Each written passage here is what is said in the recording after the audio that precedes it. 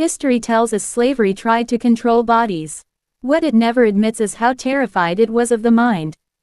In 1932, during routine renovations of an old courthouse in Richmond, Virginia, workers opened a sealed vault that had not been touched for nearly a century. Inside were dust-covered ledgers, handwritten reports, and court correspondence labeled administratively insignificant. The label was a lie. The documents described 63 incidents from the late 1800s that should not have been possible.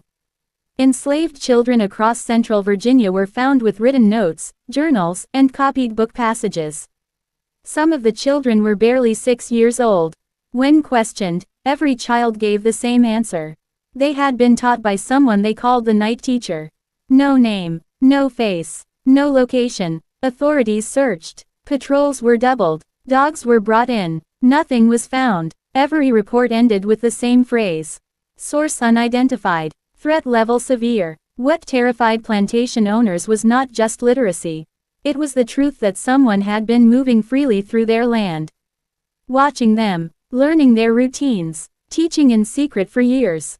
Before we begin the story of the man who became Virginia's most wanted ghost, make sure to subscribe to this channel, share this video, and leave a comment telling us where you are watching from. Your support helps keep stories like this alive. Now let us go back to where it began. Cumberland County, Virginia in the autumn of 1847 looked peaceful to the outside world. Rolling hills of tobacco fields stretched toward the James River. Dirt roads connected dozens of plantations. Forests of oak and pine filled the spaces between them. To the planter class, the land felt secure. Their system felt unbreakable. They believed control had been perfected after Nat Turner's rebellion years earlier. Patrols were stricter. Movement was watched. Punishment was swift. The woods were considered empty places. Nothing lived there that mattered. They were wrong. Along the river stood abandoned mills and forgotten buildings slowly swallowed by vines and moss. These places were ignored by white society. They were not ignored by others. One of the plantations bordering these woods was the Carver Plantation. It was not the largest, but it was known for order and discipline. Thomas Carver prided himself on structure. He kept detailed records of crops, weather, and the lives of the enslaved people he owned. His ledgers were neat and precise. His library was filled with books on farming, religion, and philosophy.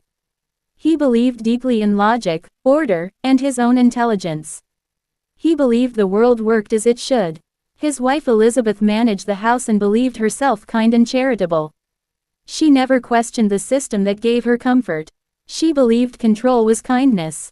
Among the enslaved workers was a young girl named Ruth. Ruth was 8 years old. She was small, quiet, and observant. She worked inside the main house under the supervision of Dinah, the head housekeeper. Ruth swept floors, carried water, cleaned silver, and ran errands from dawn until night. She learned early how to stay unnoticed. Silence was safety. Ruth slept in a small room near the kitchen with other girls. Her world was limited to the house, the yard, and rare moments before sunrise when the air felt free. She had never held a book. She had never written a word. She knew the Carver boys studied with a tutor. She saw them through doorways, bent over desks, chalk on slate. That world felt as distant as the stars. Then one night, everything changed. It was late summer of 1846. The harvest season was near. Everyone was exhausted. Ruth was sent to the spring house after dark to fetch butter for the morning. The path was familiar. She had walked it many times. The moon was low. The woods were quiet. As Ruth stepped near the tree line, she heard a voice. Not loud, not threatening. It spoke her name. Ruth froze. No one ever spoke her name gently at night. She turned and saw a figure standing where the trees met the path. A man, tall, still. He did not step forward. He asked her if she wanted to learn a secret. Ruth should have run. Every lesson of survival told her to run. But something in his voice felt calm. Certain. As if he had been waiting for her. He told her he would never hurt her. He told her she was already smarter than they wanted her to be. He said words were keys, and keys opened doors no one could lock again. He knelt and drew shapes in the dirt with a stick. Simple shapes. Letters. He showed her her own name. Ruth felt something shift inside her. Fear mixed with wonder. The man told her she could come back tomorrow night. Only if she wanted to. Then he vanished into the trees without a sound.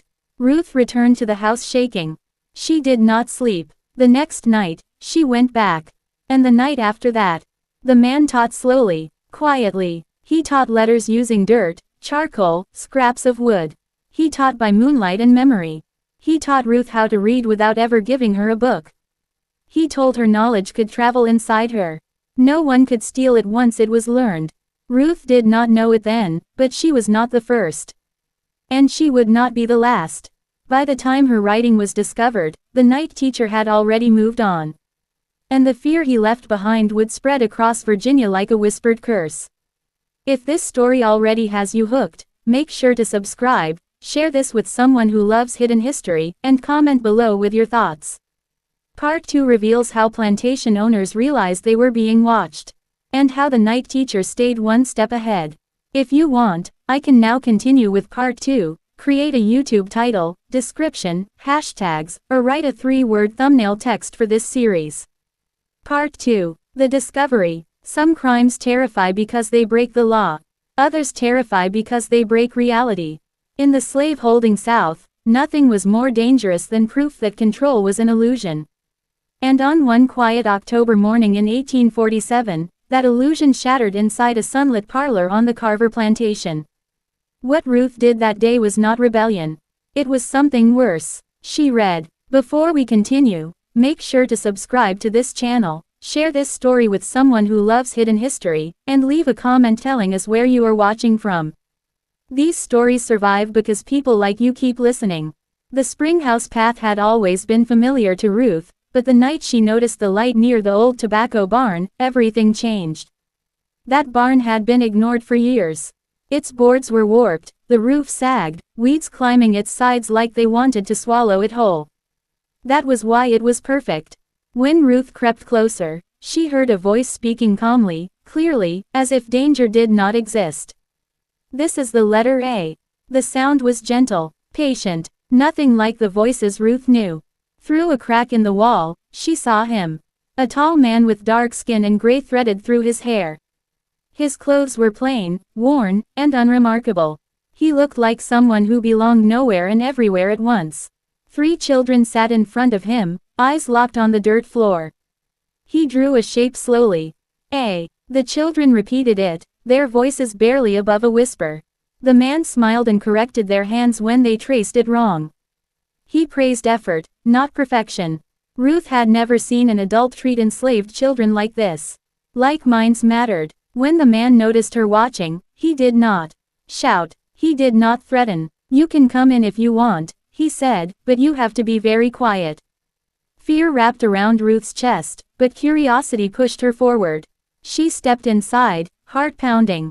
Her name was Ruth. His name was Jacob. That night, she learned the letter A. Just one letter, but it was enough to crack open her world. Jacob erased the dirt before sending them home. He warned them not to tell anyone. If anyone found out, he would disappear. And he meant it. Over the next year, Jacob came and went like a shadow. Sometimes weeks passed without him. Sometimes he arrived twice in 1 week. He never followed patterns. He never brought more than a handful of children. He taught with dirt, charcoal, scraps of slate. He carried whole books in his head. He turned memory into a weapon. Ruth learned letters, then sounds, then words. She learned that language could be owned without permission. By the morning of October 12, 1847, Ruth could read simple sentences. She could understand meaning. She could think in ways she had never been allowed to think before. That was the morning everything fell apart. Thomas Carver's study smelled of leather and ink. Sunlight poured through tall windows, lighting the gold-stamped titles on his books. Ruth dusted carefully, just as she always did. Then she saw the journal. It lay open on the desk, its pages filled with neat handwriting. Ruth knew she should not look. But the letters pulled her in like gravity. She read silently, slowly, carefully. The Western field continues to outperform expectations. The words made sense. They connected. They spoke to her. She did not hear Elizabeth Carver enter the room. "What are you doing?" The question froze Ruth where she stood. Elizabeth Carver stared at her in disbelief. It took a moment for understanding to land. When it did, fear bloomed across her face. Were you reading that? Ruth could not lie fast enough. The truth had already shown itself. Yes, ma'am. The sewing basket slipped from Elizabeth's hands and hit the floor. Thread spilled like veins across the rug. Her mouth opened, but no sound came out. She ran. Thomas Carver arrived moments later, anger hardening his features. He seized Ruth's arm and dragged her into the center of the room. Read. He placed a book in front of her. His voice shook with something deeper than rage. Read it now. Ruth's voice trembled, but the words came. She stumbled. She corrected herself. She understood what she was saying. The silence afterward was unbearable. Who taught you this? Ruth shook her head. She could not betray Jacob. Not even to save herself. Are there others? Ruth hesitated, then nodded. That nod changed everything. Carver understood immediately that this was not an accident. It was organized. It was deliberate. It was happening under his roof. Get Hackett, he said. Round up every child on this plantation between 6 and 12. By afternoon, terrified children stood in rows. One by one, they were questioned. Separately, harshly. Some cried. Some denied everything. Some tried to protect the secret. But children talk. By nightfall, Carver knew the truth. A man was moving between plantations. Teaching at night. Leaving no trace. The fear spread faster than the knowledge ever had. Within weeks, similar discoveries surfaced across the county.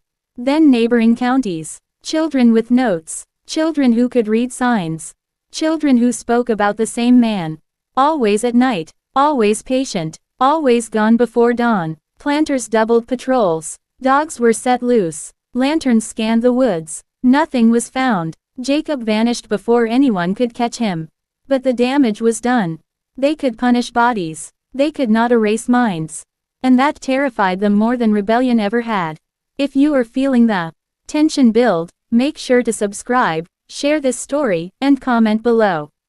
Part 3 reveals how plantation owners across Virginia realized they were not facing one man, but something far larger. A network hidden in the dark.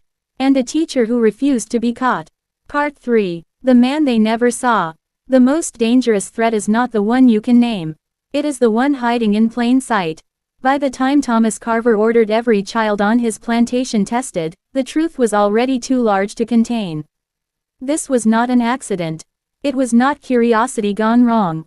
It was a system. And systems meant planning. Planning meant intelligence. Intelligence meant defiance. That was what terrified them. Before we continue, make sure to subscribe to this channel, share this story with someone who loves hidden history, and leave a comment telling us where you are watching from. Your support keeps stories like this alive. The children stood in the front yard for hours as the sun climbed higher. Some cried. Some stared at the ground. Some clutched their hands together as if holding onto something invisible. Thomas Carver watched them closely.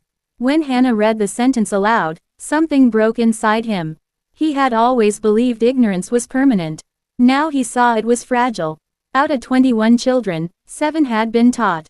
7 minds opened without permission. Riders were sent immediately to neighboring plantations. By the end of the week, the reports painted a picture that no one wanted to see. This was not limited to one property. It spread across Cumberland County like a quiet infection. Children everywhere told the same story. A man came at night.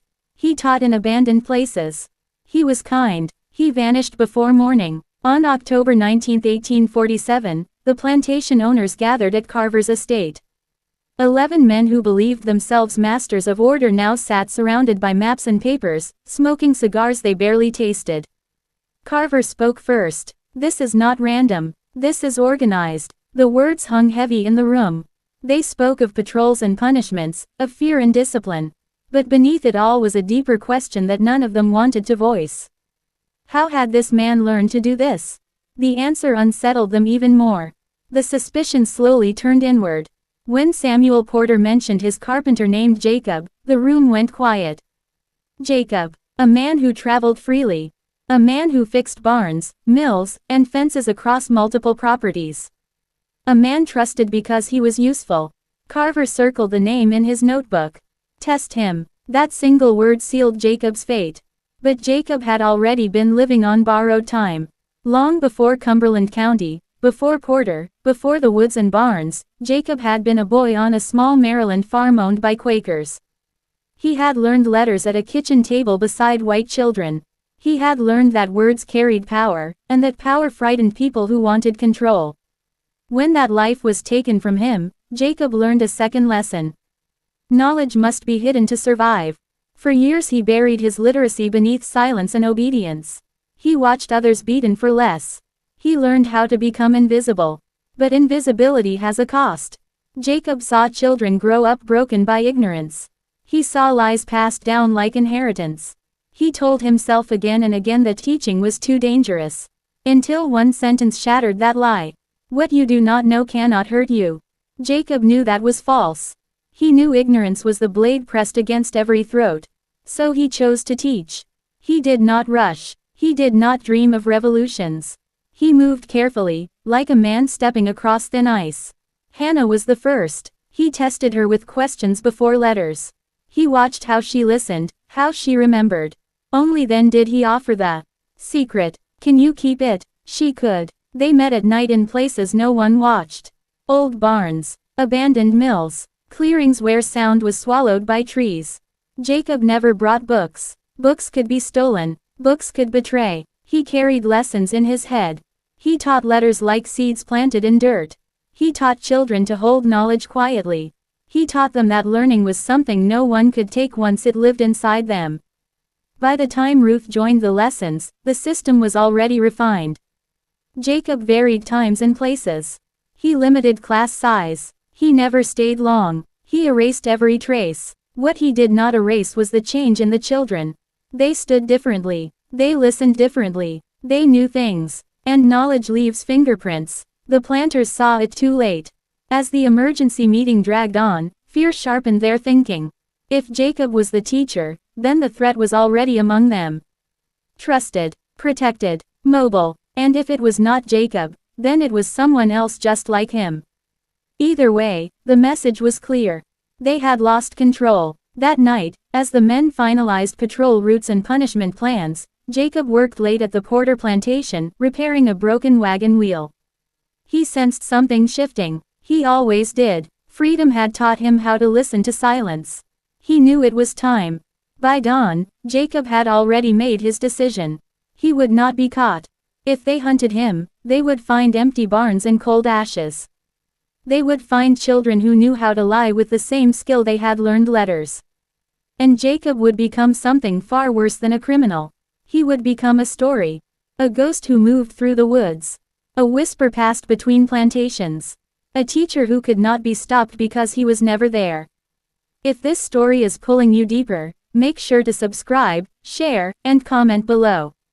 In part 4, the hunt begins, and the plantation owners discover that the more they search, the less they understand. Because the night teacher was already ahead of them. And he always would be. Part 4, the hunt. When fear cannot find its enemy, it turns on everything else. By the end of October 1847, Cumberland County no longer slept. Lanterns moved through the woods at night like slow-moving stars. Dogs barked until their throats went raw. Overseers doubled patrols. Roads were watched. Barns were searched. Mills were inspected down to the last broken beam. And still, the night teacher was nowhere. Before we continue, make sure to subscribe to this channel, share this story, and leave a comment telling us where you are watching from. These stories survive because people choose to listen. The plantation owners believed that tightening control would bring safety. Instead, it brought paranoia. Children were watched constantly. Parents were interrogated. Enslaved workers were questioned again and again, sometimes in the same day, always with the same demand. Who taught them? No one answered. Some children were punished. Others were threatened. A few were separated and sent to different plantations as warnings. It did not undo what had already been learned. Thomas Carver organized patrol schedules with military precision. Hackett and the overseers were ordered to search every abandoned structure within 3 miles of the plantation. They found nothing. No books. No chalk. No slates. No teacher. Only empty barns and disturbed dirt floors that could have meant anything. The deeper they searched, the more the land itself seemed to resist them. The woods swallowed sound, paths twisted unexpectedly, lantern light revealed nothing beyond the next tree. Men began reporting strange things. Footprints that led nowhere, lanterns extinguished by sudden wind, voices carried on the air that vanished when followed. Carver dismissed these as nerves. But even he could not deny the change. The land no longer felt obedient. At the Porter plantation, Samuel Porter delayed testing Jacob for days. Not out of kindness, but uncertainty. Jacob had been too valuable for too long. A man like that was an investment. Still, suspicion is a poison that spreads. One afternoon, Porter called Jacob into the workshop. "Jacob," he said casually, "do you read?" Jacob did not hesitate. "No, sir." Porter slid a scrap of paper across the table. Letters were written on it. "Tell me what this says." Jacob squinted, tilted his head, then shook it slowly. "I cannot make sense of it." Porter watched him closely. Jacob's breathing was steady. His confusion looked real. Too real. Porter leaned back, unsettled. He dismissed Jacob with a wave, but the seed had been planted. That night, Jacob did not go home. He had felt the shift days earlier. The questions, the looks, the tension in the air. Jacob understood something most men never did. There is a moment when survival means leaving everything behind. He gathered nothing that could betray him. No tools, no charcoal, no slate. He disappeared into the woods before sunset. The patrols never saw him leave. The following morning, Porter was told Jacob had not reported for work. By the second day, his absence became alarming. By the third day, it became proof. Jacob was declared missing. The planters believed they were closing in. They increased pressure. More patrols, more dogs, more men with guns and fear in their eyes. But Jacob was already gone. He moved through routes he had memorized over years of quiet travel. Paths that did not appear on maps. Dry ground where streams once ran. Forest corridors hidden by thorns and vines. He slept during the day. He traveled at night, and he was not alone. Across the county, children whispered that the lessons were over, that the night teacher had vanished. But something else had begun. Children started teaching each other. Letters scratched into dirt behind cabins. Words traced on scraps of wood. Sounds passed quietly from mouth to ear. Knowledge had learned how to travel without him. The plantation owners did not understand this. They believed removing the teacher would end the threat. Instead, the threat multiplied. In November, a patrol near the old Appomattox mill reported finding letters carved into a wooden beam. Just letters. No names. No message. Enough to terrify the men who found them. Carver ordered the mill burned. The fire lit the sky for miles. People watched silently as flames consumed the structure. Some felt relief. Others felt dread. Because fire destroys wood, it does not destroy memory. As winter approached, the hunt slowed. Men grew tired. Resources thinned. Fear turned inward. Planters began suspecting one another. Who had allowed this? Who had been careless? Who had trusted the wrong person? What haunted them most was not Jacob himself. It was the realization that he had seen everything. Their routines. Their blind spots. Their arrogance. He had walked their land freely because they had never believed someone like him could outthink them. By December, official reports were sent to Richmond. The language was careful, restrained. Source unidentified. Threat level severe. The documents would later be sealed. But in Cumberland County, the damage was done. Children looked at the world differently. They listened for meaning. They recognized letters on signs and crates. They understood pieces of conversations meant to exclude them. And once you see the world clearly, you cannot unsee it. Jacob would never return to the county. But stories of him did. They spread south and west, carried by traders, whispered by workers, remembered by children who grew into adults. A man who came at night. A teacher who asked for silence. A ghost who could not be caught. If this story is keeping you on edge, make sure to subscribe, share it with someone who loves hidden history, and leave a comment below. In Part 5, the consequences begin, as the planters strike back and the children pay the price. And the question becomes not whether knowledge can be erased, but how far power will go trying to erase it. Part 5. The price of knowing. Power does not forgive what it cannot control. It punishes it. By the winter of 1847, the night teacher was gone, but the fear he left behind had grown sharper than ever. Cumberland County felt colder than it should have. Not because of the weather, but because trust had vanished. The plantation owners no longer believed the danger was outside their gates. They believed it was already inside. Before we continue, make sure to subscribe to this channel, share this story with someone who loves hidden history, and leave a comment telling us where you are watching from. Your support keeps these stories alive. With Jacob gone, the planters turned their anger toward what remained. The children. They convinced themselves that fear could erase learning. That pain could close minds. That separation could undo what words had done. They were wrong, but that did not stop them from trying. At the Carver plantation, Thomas Carver ordered immediate changes. Children who had been discovered reading were removed from the main house and reassigned to the fields, regardless of age. Ruth was no longer allowed indoors. She was watched constantly. Her hands blistered in the cold soil. Her back ached. But the worst punishment was silence. No more whispered lessons. No more secret letters in the dirt. At night, Ruth lay awake tracing words in her mind instead of on the floor. No one could see that. No one could stop it. Other plantations followed similar paths.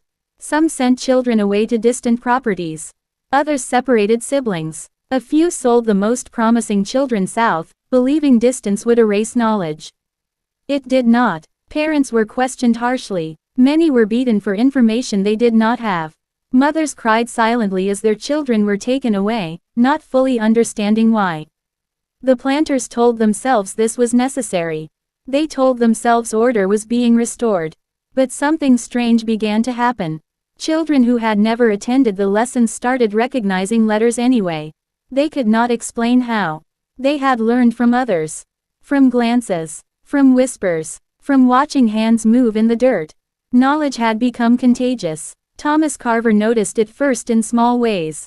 A child paused too long looking at a crate label. Another followed the letters carved on a fence post with their finger. A third corrected someone on the pronunciation of a word they should not have known. The children were careful, but they were changed. Carver began to keep a second ledger. Not about crops or profits. About behavior. About eye contact. About silence. Fear had taught him to observe. In January of 1848, an overseer on the Whitley estate reported finding a crude alphabet scratched behind a slave cabin. It had been done with a nail or sharp stone. No one admitted responsibility. Punishments followed anyway. The alphabet was burned. The cabin wall was replaced. The letters returned a week later. This time, they were smaller. More careful. Harder to see. The woods also seemed to be watching. Patrols continued through winter nights.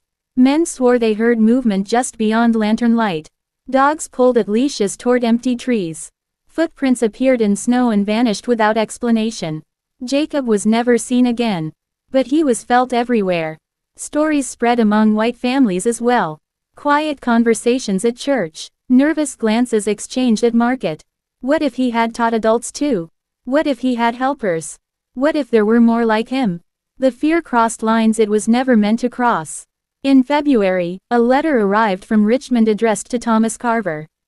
It requested detailed reports, names, numbers, locations. The language was formal, cold. The state wanted to know how deep the problem went. Carver responded carefully. He minimized numbers. He emphasized control. He assured them the situation was contained. He was lying. Because the truth was unbearable. The truth was that the system depended on ignorance, and ignorance had cracked. Ruth felt the change too. She no longer felt small inside. Even as her body was worked harder, her mind felt larger. She listened differently. She remembered everything. She watched the world with understanding instead of confusion. She taught nothing openly, but at night, when younger children whispered questions, she answered carefully. Slowly. Like Jacob had taught her. One letter at a time. The planters never noticed that the lessons had simply changed shape. By spring, Cumberland County looked normal again on the surface. Fields were planted. Markets reopened. Social visits resumed. But beneath it all, something had shifted. The children remembered. And memory is patient. Thomas Carver would later write in his private journal that the winter of 1847 had been the most unsettling of his life. He wrote that something had been lost, though he could not name it. What he had lost was certainty. Certainty that fear could stop thought. Certainty that silence meant obedience. Certainty that knowledge belonged only to those in power. The night teacher had not freed anyone. He had done something far more dangerous. He had shown them the door. If this story is gripping you, make sure to subscribe, share it with someone who loves forgotten history, and leave a comment below. In Part 6, the consequences spread beyond Cumberland County, and the state itself begins to take notice. Because when knowledge survives punishment, power responds with laws. And laws can be even more terrifying than whips. Part 6. When the state noticed. There is a moment when fear stops whispering and starts writing laws. That moment came in Virginia in the spring of 1848. What began as a quiet secret in barns and woods had grown too large to ignore. Plantation owners could punish children. They could burn buildings. They could hunt ghosts. But they could not stop the spread of what had already taken root. And when power feels its grip loosening, it reaches for something stronger than violence. Before we continue, make sure to subscribe to this channel, share this story, and leave a comment telling us where you are watching from. Your support keeps these hidden histories alive. By March of 1848, reports from Cumberland County had reached Richmond. They were careful reports, sanitized, stripped of panic, but even in their restrained language, the danger was clear. Enslaved children had been taught to read. Not by accident, not by mercy, but by design. Officials at the state level understood exactly what this meant. Literacy was not just knowledge. It was access to ideas, to maps, to laws, to freedom. The legislature had outlawed education for enslaved people years earlier for this very reason. And yet, here it was, alive and spreading. Quietly, a committee was formed. No announcements were made. No public debates were allowed. This was not something the public was meant to think about. They called it a containment issue. New directives were sent to counties across central Virginia. Overseers were instructed to increase inspections. Sheriffs were told to monitor movement between plantations. Preachers were warned to watch their congregations closely. Any sign of secret learning was to be reported immediately. The language was calm. The intent was not. In Cumberland County, Thomas Carver received the notice with a mixture of relief and dread. Relief that the state was taking control. Dread that this meant admitting failure. He followed the directives carefully. Children were forbidden from gathering after dark. Patrols were expanded to include forest paths. Anyone traveling between plantations now needed written permission. Even white tradesmen were questioned. The county began to feel like a prison without walls. But prisons have a flaw. They assume the threat is physical. The children adapted faster than anyone expected. They stopped meeting at night. They stopped scratching letters where they could be found. They stopped teaching openly. Instead, they used memory. A word spoken once could be carried forever. A letter learned could be traced in the air. A sentence could be passed as a song. Ruth understood this instinctively. She had learned from Jacob that knowledge did not need paper. It only needed a mind willing to hold it. When younger children asked questions, she answered with stories. Stories that contained letters, meanings, lessons hidden in plain sight. No one could punish a story. The planters noticed behavior changes they could not explain. Children followed spoken instructions with strange precision. They remembered names and numbers too well. They understood conversations not meant for them. It unsettled the adults. In April, a new rumor spread through white communities. Someone had been seen near the Appomattox Mill Road again. No description, no proof, just whispers. The idea that Jacob might still be out there ignited old fear. Patrols were sent out again. Dogs tracked nothing. Men found only silence. Jacob had become more powerful as an idea than he ever was as a man. Even state officials began to worry. Because if one man could do this once, another could do it again. And if children could learn secretly, then laws meant nothing. In Richmond, discussions turned darker. Some argued for harsher punishments. Others suggested mass relocations. A few whispered about restricting movement even further. One thing was agreed upon. The past year could never be allowed to repeat itself. In May of 1848, new laws were quietly reinforced. Teaching enslaved people to read would be treated as a severe criminal offense. Rewards were offered for information. Anonymous reports were encouraged. Fear was turned into policy. But fear cannot unteach what has already been learned. Ruth was now 9 years old. She no longer thought of letters as forbidden shapes. They were tools, quiet ones. She recognized words on crates shipped from Richmond. She understood numbers on ledgers she was not supposed to look at. She listened carefully when white adults spoke around her, understanding far more than they realized. She never showed it. Jacob had taught her the most important lesson of all. Survival requires silence. By summer, the state declared the situation under control. Reports slowed. No new cases were officially recorded. The file was marked resolved. It would later be sealed and forgotten. But Cumberland County never returned to what it had been. Trust was gone. Confidence was cracked. The planters sensed something moving beneath their authority that they could not reach. And the children carried something inside them that could not be burned or sold or beaten away. Knowledge waits. Years later, some of those children would be sold south. Some would escape. Some would die without ever tasting freedom. But none of them would forget. And that was the real horror. Because once a system realizes it can be challenged, it begins to fear its own shadow. If this story is keeping you hooked, make sure to subscribe, share it with someone who loves hidden history, and leave a comment below. In Part 7, the story jumps forward in time, when a discovery decades later forces the truth back into the light. And the ghost of the night teacher refuses to stay buried. Part 7. The vault that should not exist.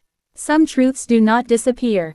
They wait. In the summer of 1932, nearly 85 years after the night teacher vanished into the woods of Virginia, a courthouse in Richmond was being renovated. Walls were torn down. Floors were replaced. Old storage rooms were opened for the first time in decades. What the workers found was not meant to be found. Before we continue, make sure to subscribe to this channel, share this story, and leave a comment telling us where you are watching from. Your support helps bring forgotten history back into the light. Behind a false wall in the courthouse basement was a narrow vault. It was not listed on any official building plans. The lock was old, rusted, forgotten. Inside were boxes of documents covered in dust and spiderwebs. They were labeled in plain handwriting. Administratively insignificant. That label immediately raised suspicion. The documents were handed to a junior clerk, who began cataloging them out of routine. Within an hour, he stopped working and called his supervisor. Because what he was reading did not belong in a forgotten box. The papers included sworn statements, plantation reports, and correspondence between county officials and the state of Virginia. Dates ranged from 1847 to 1851. Over and over again, the same phrases appeared. Unauthorized education. Source unidentified. Threat level severe. One report listed 63 cases in a single year. Another mentioned children as young as 6 found with written notes. One document described a child who had copied passages from a book word for word without ever having access to it. The most disturbing detail was consistency. Children from different counties, different plantations, questioned months apart, all described the same man. He came at night. He taught in secret places. He never gave his full name. He vanished before dawn. The clerk realized these were not rumors. They were official records. Records that had been buried on purpose. Local historians were quietly brought in. They read the files in silence. Some were shaken. Others refused to continue. Because the documents did not describe isolated incidents. They described a network. Maps showed patterns of movement across central Virginia. Old mill roads. Forest paths. Abandoned structures. Routes that no longer existed by 1932. Someone had studied the land with military precision. One historian noted something chilling. The teacher was never caught. Not once. Not even close. Another detail stood out. The investigation stopped suddenly around 1851. No explanation. No resolution. The files simply ended. Why? The answer was in a final memorandum stamped by the state. Further inquiry deemed unnecessary. Matter considered resolved. All records sealed. No one could explain how it had been resolved. Because it had not been. The decision was made to reseal the vault. The documents were labeled again and returned to darkness. No press release was issued. No academic papers were published. The official reason was simple. They were considered irrelevant to modern history.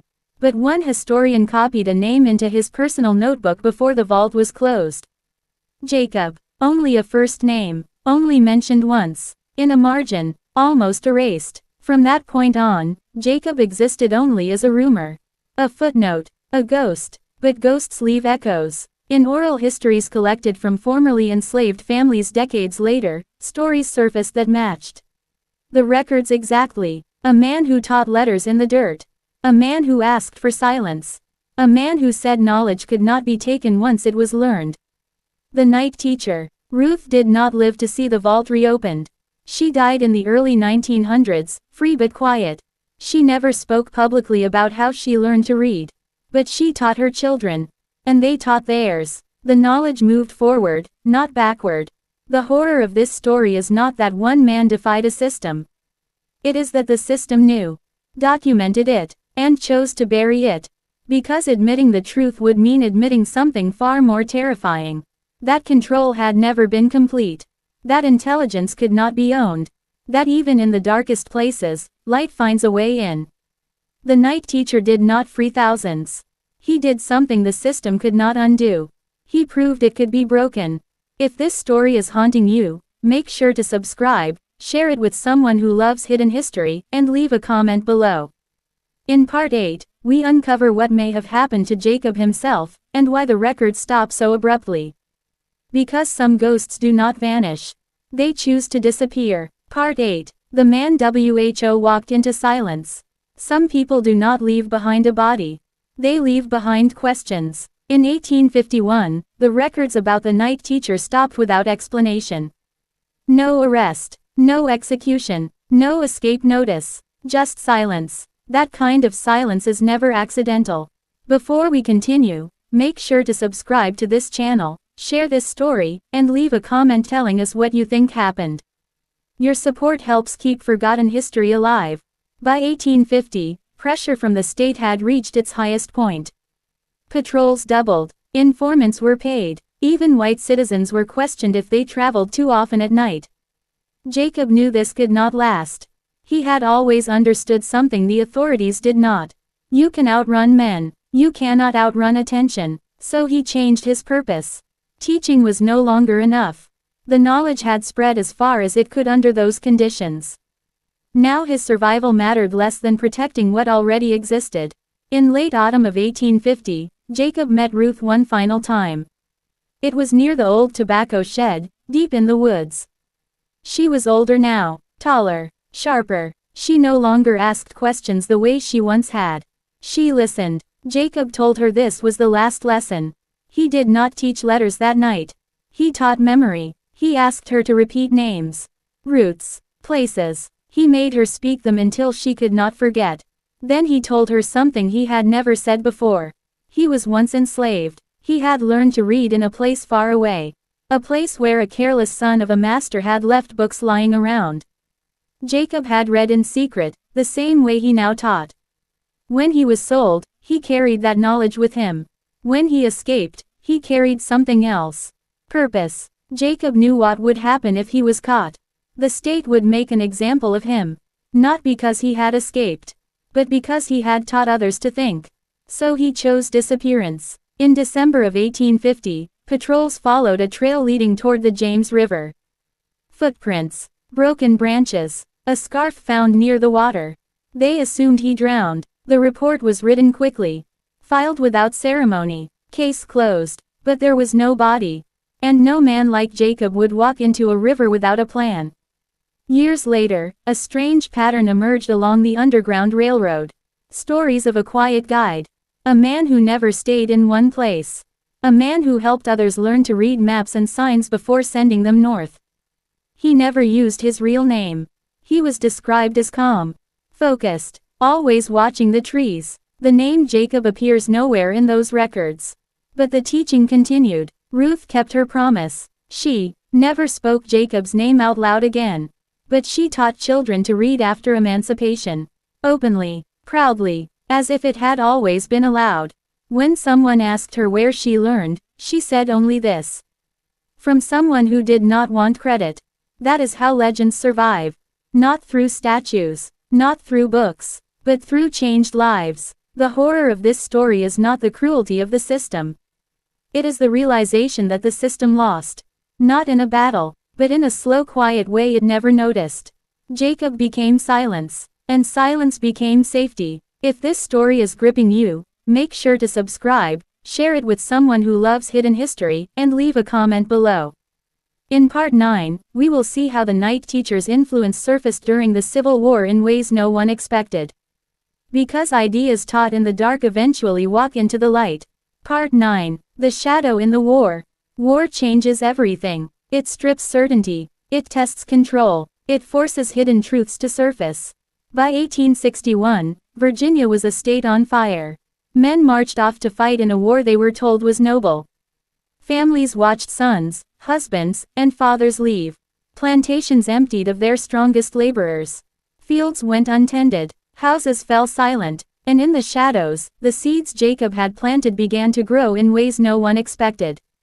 Before we continue, make sure to subscribe to this channel, share this story with someone who loves hidden history, and leave a comment telling us where you are watching from. Your support keeps these stories alive. Ruth's pupils, now older and stronger, had been learning in secret for more than a decade.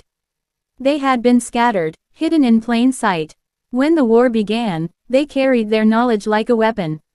Literacy was no longer just survival. It was power. Plantation owners assumed their old rules still applied. They believed children and young adults were illiterate, untrained, and powerless. They could not have been more wrong. Across the countryside, letters began appearing in strange places. Notes passed between enslaved workers and free black communities. Messages hidden in crates, sewn into clothing, scratched into fences. They contained instructions, warnings, and news. Directions for escape, coordinates to safe houses, names of sympathetic allies. All of it relied on the literacy Jacob had secretly taught. Soldiers on both sides noticed it too. Reports came in from Union officers patrolling the James River that crates labeled for one plantation arrived somewhere entirely different. Messages from enslaved workers warned of incoming raids or movement of troops. Orders were passed through coded letters in a way no one in power could trace. The state authorities who had buried the records decades earlier were powerless. The very knowledge they had feared had multiplied beyond their reach. At the Carver plantation, the Civil War brought chaos. Thomas Carver, older now, watched helplessly as the plantation's workforce vanished or fled, carrying letters and knowledge with them. Ruth, grown into a young woman, organized children and younger workers quietly. She made sure they could read maps, understand letters from the Union Army, and interpret news from Richmond. She became a quiet force of resistance without leaving home. Even older planters whispered about it. Some claimed that children were reading letters that had not been written yet. Others swore that messages they thought secret were being delivered across counties without interception. In some homes, literacy became the new battlefield. Planters tried to stop it with punishment, threats, separations. But literacy could not be destroyed. It moved like water, slipping through fingers. And then there were the stories. Rumors of a man appearing along abandoned roads. Sometimes near rivers, sometimes in the woods. A figure who taught adults and children alike in secret, helping them plan escapes, read maps, and survive. People called him the ghost teacher. Some said he was Jacob returned from the dead. Others whispered it was a network, his spirit passed from student to student. No one knew for sure. But the results were undeniable. Literacy and knowledge allowed enslaved people to navigate the chaos of war with unprecedented skill. Escape attempts succeeded where before they might have failed. Families communicated across vast distances. Communities survived that should have been broken. In Richmond, state officials and military commanders noticed patterns. They could not explain them. Reports of stolen letters, secret codes, and untraceable messages poured in. They searched for conspirators, suspected spies, and rebels. But the trail always went cold. Jacob's influence had become something larger than himself. What had begun as a secret alphabet in dirt and charcoal had transformed into a living network of knowledge, an invisible army of minds capable of resisting and surviving. Even after the Emancipation Proclamation, the stories did not stop. Those who had learned in secret during the years Jacob had taught became teachers themselves, passing lessons to the next generation. Literacy was no longer a crime, it was liberation. The ghost teacher was never caught. He was never seen again. Yet everywhere in central Virginia, in barns, forests, riverside paths, and abandoned mills, his legacy survived. The horror, for the planters and those who relied on the old order, was inescapable. Their control had been breached for years, and the breach had grown into something unstoppable. Their laws, patrols, and threats had been powerless against something the human mind could not contain. Jacob's story is not about rebellion with guns. It is not about battles fought openly. It is about a quiet defiance that spread like fire under snow. It is about knowledge as a weapon. And it is about how one man, teaching in secret, changed the course of countless lives without ever stepping into the light of history. If this story is gripping you, make sure to subscribe, share it with someone who loves hidden history, and leave a comment below. In the final part 10, we uncover the full legacy of the night teacher and why even today, his shadow is felt in ways most people never suspect. Because some ghosts do not haunt places. They haunt minds. Part 10. The legacy of the night teacher. Some stories do not end. They echo. The story of Jacob, the night teacher, is one of those echoes. What began in barns, springhouses, and abandoned mills in central Virginia in the 1840s did not vanish with time. It traveled quietly through decades, through the whispers of children who learned to read in secret, through families who carried knowledge as if it were a hidden treasure. Before we continue, make sure to subscribe to this channel, share this story with someone who loves hidden history, and leave a comment telling us where you are watching from. Your support keeps these stories alive for the world to hear. By the time the Civil War ended, the world had changed. Slavery was abolished. Families were free to move. Communities that had lived under strict rules for generations began to rebuild. But the lessons Jacob had taught did not stop at freedom. They became the foundation for survival, resilience, and empowerment. Ruth, now a woman, became a teacher herself. She opened small classes in her home, teaching children how to read, write, and understand the world around them. Her lessons were inspired directly by Jacob. She taught quietly, carefully, always mindful of those who had tried to silence knowledge. Stories of Jacob persisted in hushed tones. Adults who had once been children under his instruction remembered his gentle patience, his insistence on secrecy, and his unwavering belief that knowledge was a right, not a privilege. They remembered the fear they felt, but also the thrill of learning something no one else wanted them to know. And that is why Jacob's story is terrifying for those who cling to control. He proved that no matter how oppressive a system may be, the human mind cannot be fully contained. Ideas cannot be chained. Literacy cannot be destroyed. As decades passed, the memory of Jacob became almost mythical. In local folklore, he was the man who taught in the shadows. Some said he had a hidden network of students who could outsmart anyone. Others whispered that his spirit returned when someone tried to suppress learning.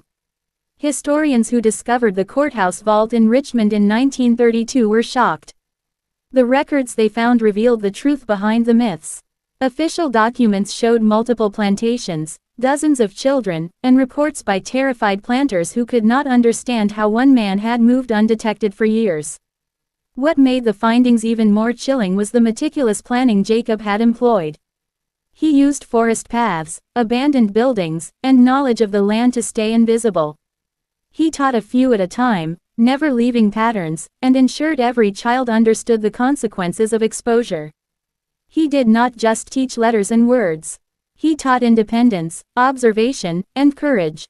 Children learned not only to read, but to think. They learned that knowledge could be hidden in plain sight, carried in memory, and passed quietly to others. And the impact lasted. The literacy Jacob had spread did not vanish with his disappearance. Students like Ruth passed it on. They became teachers, organizers, and community leaders.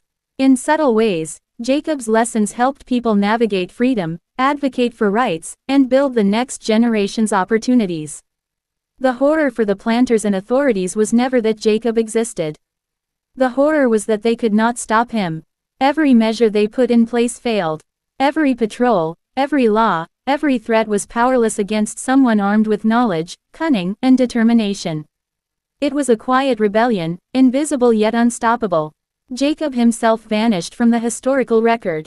No one knows if he lived to see freedom for those he taught. Some believe he moved west, continuing his lessons in secret.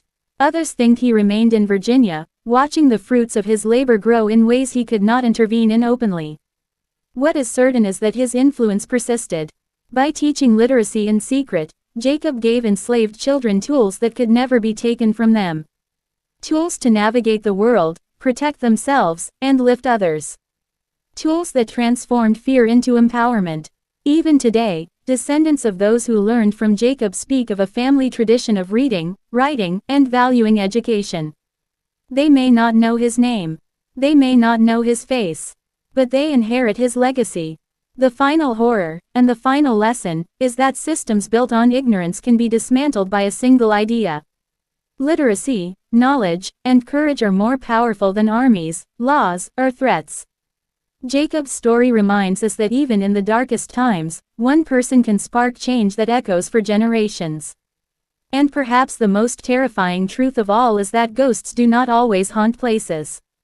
Some haunt minds, some haunt generations, and some, like Jacob, haunt history itself. If this story has captured your imagination, make sure to subscribe to this channel so you never miss incredible hidden histories. Share it with someone who needs to hear how knowledge can be a weapon, and leave a comment below telling us what part of the story amazed you the most. Jacob disappeared into the night nearly 2 centuries ago, but every time a child learns to read in secret, every time someone uses knowledge to resist control, the night teacher lives on. Knowledge is the ghost that cannot be caged. And now, his story is finally in the light.